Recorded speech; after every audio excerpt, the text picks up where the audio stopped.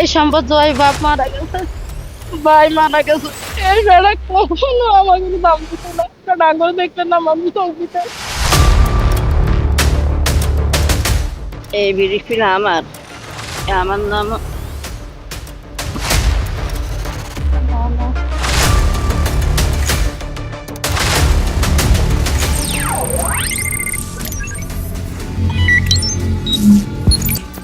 কাগজ কথা বলে, কিন্তু যখন সেই কাগজকে জোর করে মিথ্যা বানানো হয় তখন তাকে কি বলবেন? জালিয়াতি নাকি দিনের আলোয় ডাকাতি? লক্ষ্মীপুরের রামগতি, সেখানে এক বৃদ্ধার তিল তিল করে গড়ে তোলা স্বপ্ন, অর্থাৎ একটি ব্রিক ফিল্ডকে ঘিরে শুরু হয়েছে এক ভয়াবহ ক্ষমতার লড়াই। আর সেটা টাকা হাত বছর ছিল, হাত বছর তাই মারে তাই তো আনতে বাড়ি পাইতেছে। কিভাবে মরলে, কিভাবে গেল, কিভাবে আসা ইয়া বিড়ি কুটে হেঁটে খাইলে, তা কিচ্ছু জানিনি, কিচ্ছু জানিনি। অভিযোগ উঠেছে জাল দলিল আর রাজনৈতিক প্রভাবের বিষাক্ত ছোবলে এক নিঃস্ব পরিবারকে আরও নিঃস্ব করার নীল নকশা সাজানো হয়েছে। সাধারণত চোর ডাকাতরা অন্ধকারে আসে, কিন্তু এবারের অভিযোগ একজন প্রভাবশালী মৎস্য ব্যবসায়ী, ব্যাংকের অসাধু কর্মকর্তা এবং জাল দলিলের এক চক্র মিলে দিনে দুপুরে গড়ে তুলেছেন এক মিথ্যার পাহাড়। এমনকি মৃত মানুষের স্মৃতি আর জীবন্ত মানুষের স্বাক্ষর কিছুই বাদ পড়েনি এই জালিয়াতির মহা উৎসব থেকে। টিম সময়ের সংকেতের বিশেষ প্রতিবেদনে আজ উঠে আসবে সেই ভয়াবহ সত্য, কিভাবে একজন ভুয়া নারীকে আসল মালিক সাজিয়ে সাব রেজিস্ট্রি অফিসে চলল ধোঁকাবাজি, আর কেনই বা ৮ কোটি টাকার লুটপাটের আজগুজিব গল্প সাজানো হয়েছে।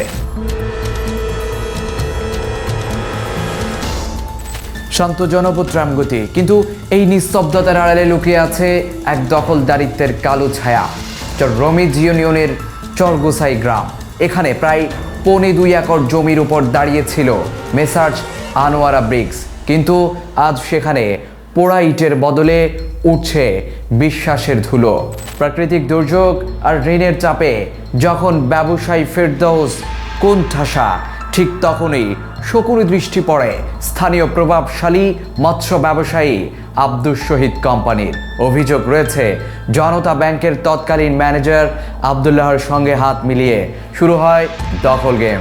ফেরদৌসকে জিম্মি করে সই নেওয়া হয় সাদা স্টাম্পে, কিন্তু সবচেয়ে ভয়াবহ জটিলতা ঘটে রামগতি সাব রেজিস্ট্রেশন অফিসে। তারা যে কথাটা বলছে যে তাদের 7 কোটি টাকার মাল, এই ফিল্ডটা গত বছর বন্ধ ছিল, গত বছর থেকে ফিল্ডটা বন্ধ।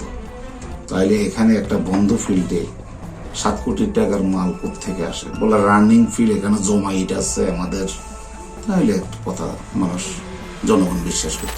অবিশ্বাস্য হলেও সত্য, জমির আসল মালিক আনোয়ারা বেগমকে বাদ দিয়ে অন্য এক নারীকে মালিক সাজিয়ে তৈরি করা হয় ভুয়া দলিল। কিন্তু আইনের হাত লম্বা।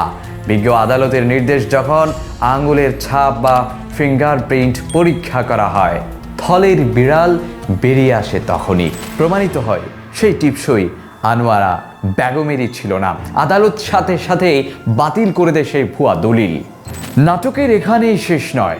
জমি ফিরে পাওয়ার পর এখন শুরু হয়েছে নতুন গল্প। গত 2 বছর ধরে বন্ধ থাকা একটি ব্রিক ফিল্ড থেকে নাকি 8 কোটি টাকার মালামাল লুট হয়েছে। আব্দুস শহীদ কোম্পানির এমন দাবিকে হাস্যকর বলছে স্থানীয়রা। যদিও অভিযুক্ত আব্দুস শহীদ কোম্পানি সব অভিযোগ অস্বীকার করে নিজেকেই বৈধ মালিক দাবি করেছেন, কিন্তু প্রশ্ন থেকে যায়, আদালত যদি জালিয়াতির প্রমাণ পেয়ে দলিল বাতিল করে থাকে, তবে বৈধতার দাবি কতটুকু টেকসই? রামগতির সাধারণ মানুষ এখন তাকিয়ে আছে প্রশাসনের দিকে। ক্ষমতার দাপট আর জাল কাগজের এই আড়ালেই শেষ পর্যন্ত জয় কার হবে, সত্য নাকি প্রভাবের?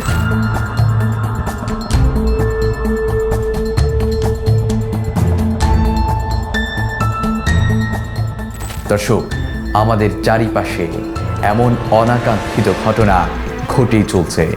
তাই নিরাপদে পা বাড়ান, সতর্ক থাকুন, সুস্থ থাকুন। দেখা হচ্ছে আগামী কোনো পর্বে। আল্লাহ হাফেজ। নিউজ টাইমস, সত্যের প্রত্যয়ে আমরা।